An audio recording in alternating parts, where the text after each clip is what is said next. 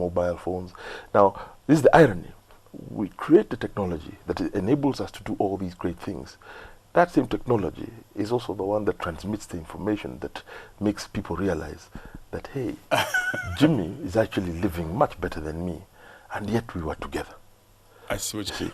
Inequality is far more politically destructive than poverty by itself. I see what you mean. But then, if you look at, because we're not an island, especially in that regard, South Africa has their own issues in terms of youth, but then a very strong economical power, so much so that even the indexes sometimes, are very minute compared to ours. European countries as well would have the same problem in terms of inequalities. They have, I mean, where we so harshly judged in terms of that. South Africa has some of the worst inequality rates in the world now, and they've worsened dramatically. Of course, South Africa is coming out of an apartheid situation, so inequality was constitutionalized there. It was, apartheid constitutionalized inequality, but one sees it in the crime rate, in the levels of just low-level violence of person to person, and sometimes you read about the types of corruption at the local level that have grown in those kind of in that kind of situation. But then, Jimmy, think about it. Just over the last 12 months, in Greece, in France, in the UK, now across the third world, across the Arab world, young people have taken to the streets. In fact, I haven't finished the list. I can go on this. Just the last 12 months. And it's all around these same, first of all, they're empowered in terms of information, but they feel left out and excluded. And, they've blocked roads in London. There's some very fractious demonstrations. In France, the same thing.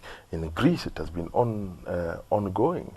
So it's not a condition that is special to Kenya. It is, what's unique about Kenya is that is the apparent unwillingness or incapacity of leadership to address these issues in a way that inspires confidence in the population. No matter what the leaders stand up and say that they're doing about it, people don't believe them or want to take them seriously.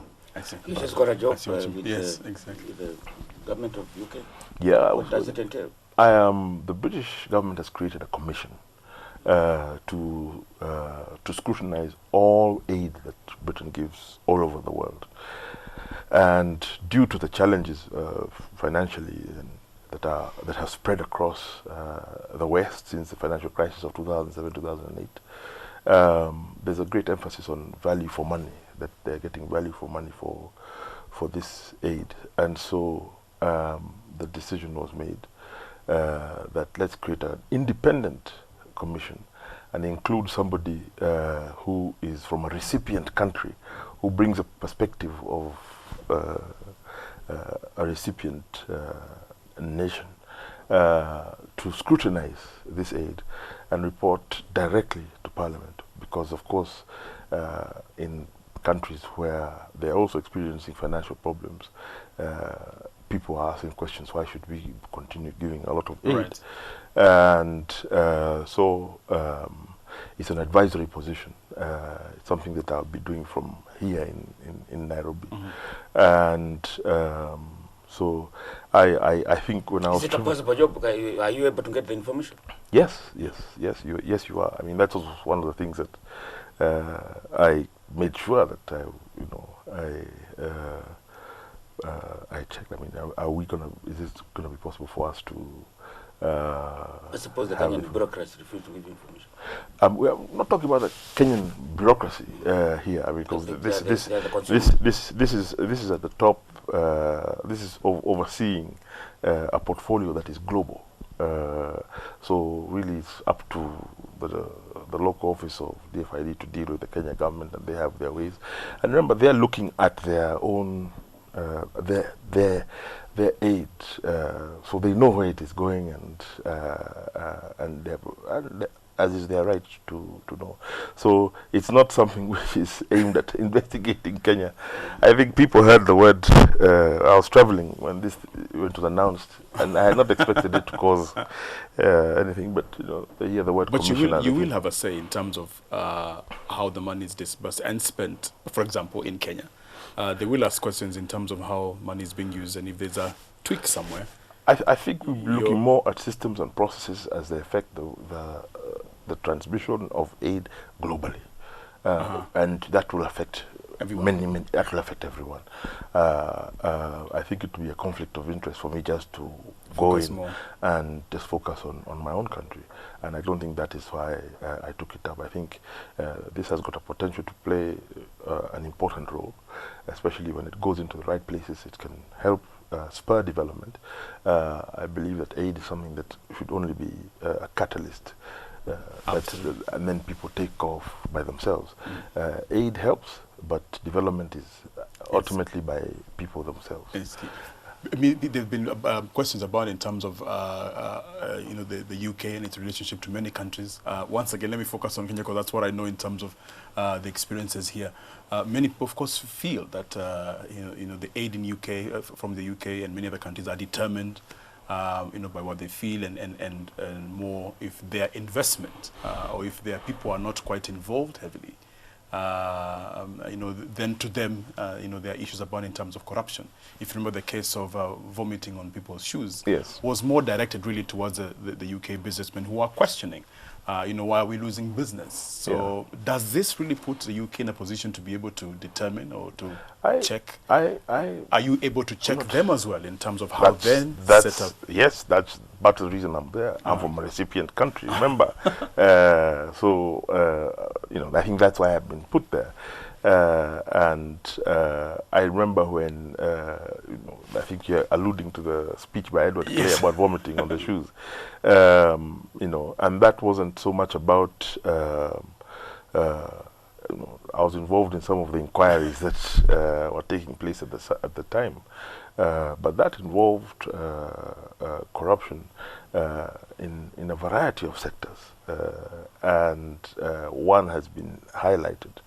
But the involvement was of a multiple number of countries, not only the UK and its relationship with Kenya, but many others. Some of them more quiet than others. I think one spoke louder than others, but there were many others. I mean, we're talking about a situation of deepening complexity with regard to our relationships with the entire world. That's the nature of the world that we live in today. Anglo-leasing has not been resolved. No. Do you have any hope that it will ever be? I think that it will be resolved. It may not be resolved in the in the way that everyone anticipates. I find that a scandal like Anglo-leasing captured the public imagination at the grassroots in a way that I had not anticipated. It has made them view their leaders in a particular way and make choices that are rather different than they would have made had it not been for that scandal. So, and I don't think that's a bad thing when people change or begin to change their attitudes and begin to question more. I think it has created a unique attitude towards CDF, for example, in certain places, which I find interesting in the linkages when I'm talking to people, where they'll link that and that corruption into their own CDF and seamlessly talk about the two together, this national scandal which is unresolved, and then local corruptions, even as we have our own Anglo-leasing here at the ground. So I find that interesting. One hopes, I think Mr. Lumumba is pushing hard, and I think that one would like to think that we will be able to see some positive movement in the not too distant future. With the appointment of a new Attorney General. So, with the appointment of a new Attorney General. Would that help? Would that I mean, I think with all the judicial reforms that are taking place are extremely important. Absolutely. I think it is very unfortunate that they are so messy, because it means that even if you have very good people, and I'm not questioning, the people, I'm just saying, your point, we saw it with the Truth, Justice and Reconciliation Commission. The moment you have a contested process, those who are chosen to those positions go in with their legs cut off at the knees, with their credibility already under question. That is, I find, for if you have constitutional office bearers going in like that, it's not good for the country.